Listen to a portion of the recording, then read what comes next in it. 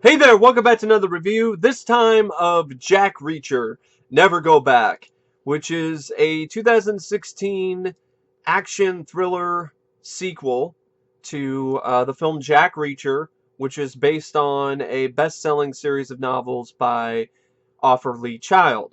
And the film subtitle, Never Go Back, it was the name of the book.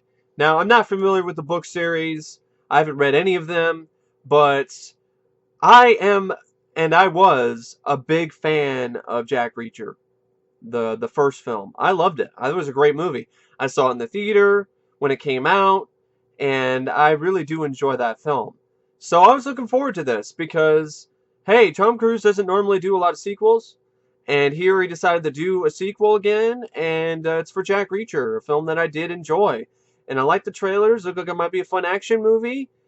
And, well, there are some fun bits of action here and there in this movie, but the trailers for this are a prime example of false advertising. The trailers show a film that you don't get, and that's really frustrating. It really is. Jack Reacher Never Go Back, as I like to call Never Go Back to the Theater, or Never Go Back to Watching This Again, because this is an incredibly forgettable, dull, unmemorable sequel. It's directed by Edward Zwick, and this is the same director who directed films like um, Glory, About Last Night, Legends of the Fall, The Siege, Blood Diamond, and The Last Samurai. And it kind of shows because he doesn't really seem like he's in his comfort zone here directing action. Um, it's based on a screenplay by Richard Wenk and Edward Zwick, as well as Marshall Herskovitz, three writers to come up with this story that has one of the most boring plots imaginable. It's all about drug trafficking, but this time it's in the military. And you figure it out long before the people in the film do. You figure out how they're smuggling it. As soon as they're going up to some plane hangar to try to figure out, okay, to try to bust some guy, this general guy, who we don't even know what his name is until he literally spells it out to you in like the last 20, 30 minutes of the movie. General James Harkness, played by Robert Knepper, who was Wild Thing in the movie Wild Thing, the urban Tarzan film, which I'm pretty sure I'm probably the only one that even knows that exists. I'd be surprised if anybody in the comments down below even knows what I'm talking about. But I always remember him as the urban Tarzan, the young, teenage Tarzan in the film Wild Thing. But he plays this unnamed villain until later. We always General James Harkness. Well, the whole plot is, okay, it's like he's smuggling these drugs, all right? They go to this plane hangar. They're all like, oh, where are they smuggling these drugs? They're smuggling them in these crates, right? And I'm like, they're not going to be that obvious. They're going to smuggle them inside of the weapons. And that's precisely what happens. Doesn't take a rocket scientist to figure out this film's plot. And, I wouldn't necessarily have a problem with that if the film was exciting, if it was thrilling, if it was fun. But it wasn't for the most part. It was very bland and dull. Now, it wasn't any Jason Bourne, which I haven't reviewed that yet because, honestly, I like to call it Jason Bored because I was bored throughout the majority of the running time watching that movie. So it's better than that film, but that's not saying much. Um, it stars Tom Cruise as Jack Reacher. You have Cobie Smulders as Major Susan Turner. I liked her. She was fine. I didn't really think she had chemistry with Tom Cruise, though. There really wasn't a lot there with the two. I think that might be the screenplay, though. And she's supposed to be this character who's supposed to be a badass, and she does like one badass thing. Other than that, she's just running alongside Tom Cruise in the numerous scenes where Tom Cruise's character Jack Reacher is running. Tom Cruise and Cobie Smulders run so much in this movie, you can make a drinking game out of it. And you will be destroyed before the credits roll. Trust me, before the end credits roll, you will be absolutely destroyed. That's how many times they run in this movie. And apparently, like, they have a few other people. Like, there's some assassin guy who doesn't even have a name. Just this guy wearing a black trench coat or whatever. He's got short hair. And he's just a nameless henchman guy. And they don't even give him a name. He's played by Patrick Heusinger. And he's even listed in the credits as just as an assassin working for Harkness. You know you have a really lame screenplay when you can't even come up with a name for one of your main villain characters. We don't even know who the hell he is. And the relationship between Tom Cruise and Cobie Smulders' character is like explained over a series of phone calls in the beginning of the movie. It just doesn't really have any impact. It's just very, it doesn't feel natural. It doesn't feel genuine. It feels rushed. It's a very rushed introduction to these characters and their relationship with one another. And the plot summary is just as generic as the film. I mean, Jack Reacher must uncover the truth behind a major government conspiracy in order to clear his name, on the run as a fugitive from the law, because apparently the military automatically decides they're going to blame Jack Reacher for the murder of one of these this colonel. I think it might be Holt McCallany's character, Colonel Sam Morgan, or no, I think it's Robert Catrini, but Colonel Bob Moorcroft. But anyway, he's supposed to. Yeah, it's Morgan actually. Yeah, it's Morgan, Sam Morgan, Holt McCallany. So Jack Reacher was automatically blamed for the murder of this guy just because he was the last guy to be known with him, even though there's no circumstantial evidence that even remotely ties him to the crime, other than the fact that his fingerprints were on the phone. That's all that they have. They don't have anything else, and it's just extremely circumstantial evidence, and the military already arrests him. And then it sets up this thing where they're gonna put in because this girl that he's, his friend, Major Susan Turner, is also in jail for some crime and stuff.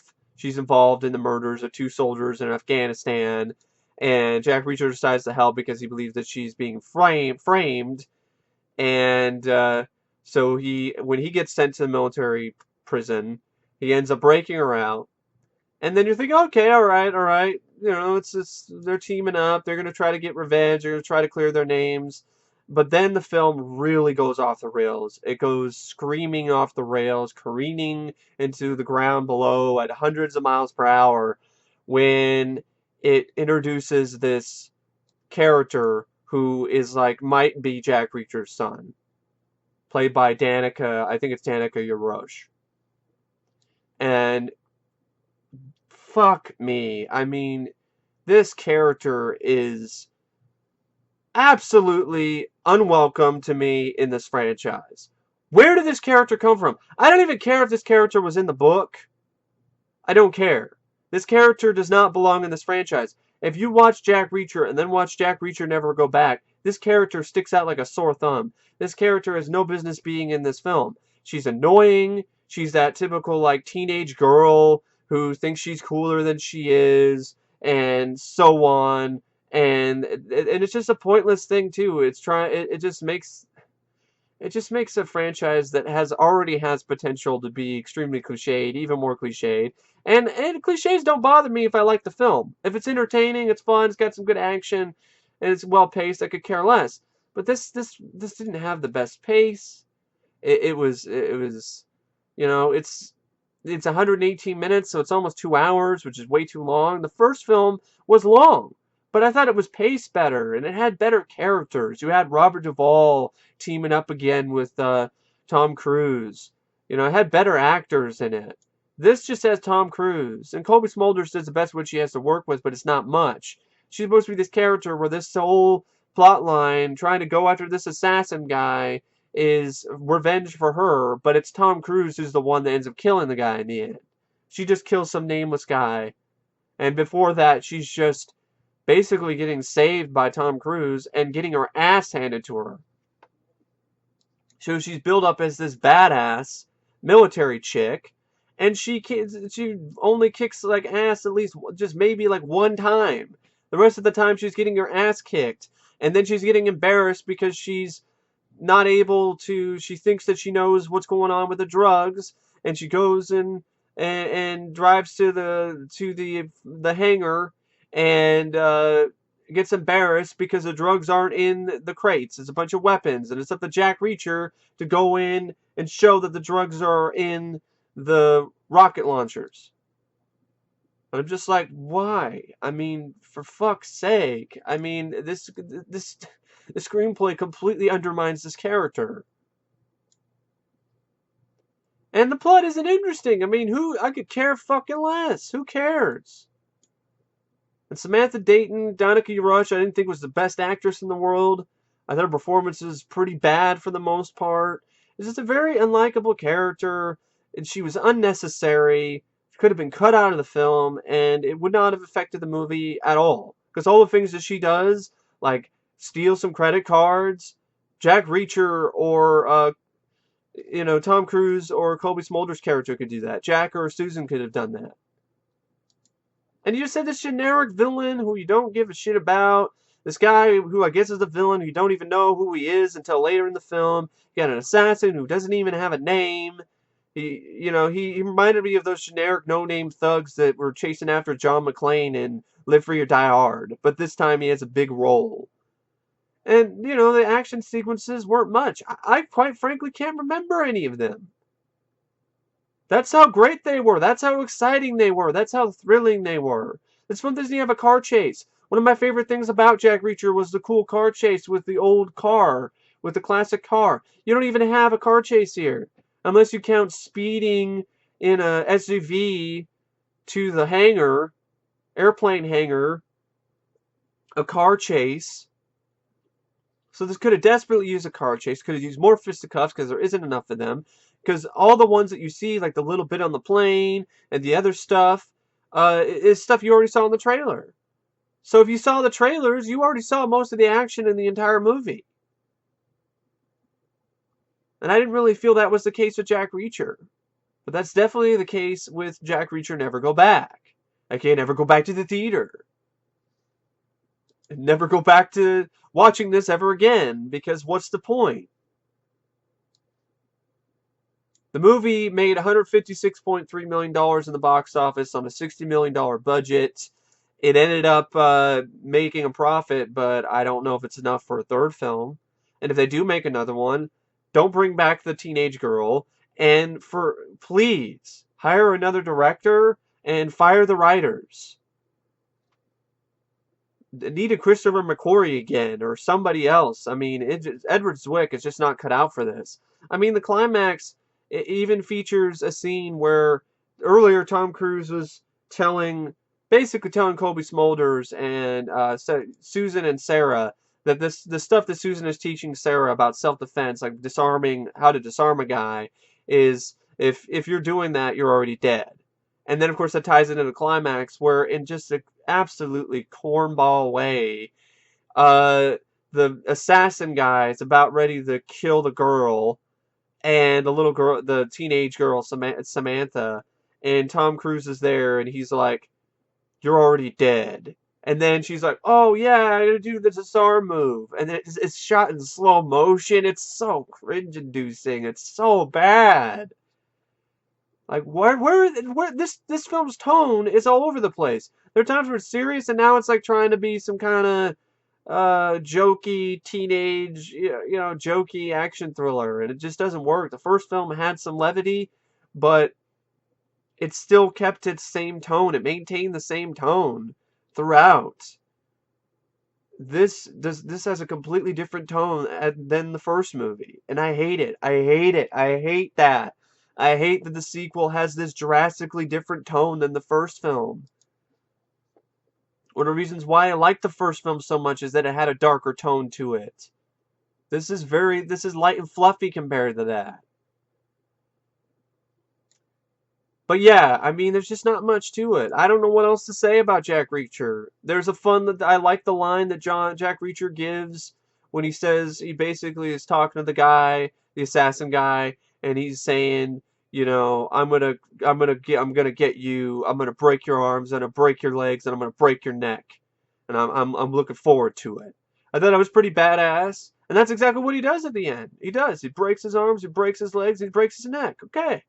All right. Straightforward, badass. Need more of that. Less of this teenage girl shit I don't fucking care about. Because I would have been fine if the killer tossed her off the fucking edge of the building.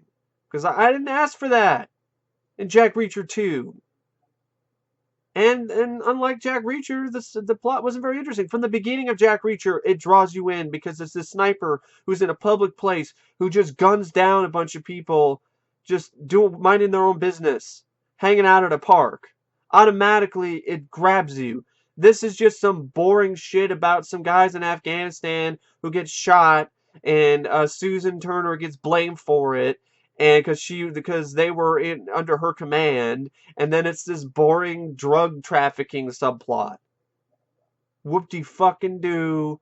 Who gives a fuck? But anyway, I don't know what else to say about Jack Reacher Never Go Back. It's a rated on 5 stars. It's a typical 2 out of 5 star flick. There's some decent acting, just some decent acting here and there. Some fun bits of action, some nice little fisticuffs. Admittedly, a kind of fun opening where Jack Reacher catches that guy at the diner, but you already saw that in the trailer. That was already given away in the trailers. There's so many of these moments in the film that were already given away in the trailers. That's not a good action film if most of your action is in the trailers already. That shows you don't have a lot of action. You don't have a lot of thrills either. So it's an action thriller that isn't very action-packed, and it's an action film that it doesn't have... It's a thriller that isn't very thrilling. So, yeah. Disappointing. I was very disappointed by this film. So, yeah, 2 out of 5 stars. That's my rating for Jack Reacher Never Go Back. And, as always, thank you guys for watching, and I will see you guys later. See ya.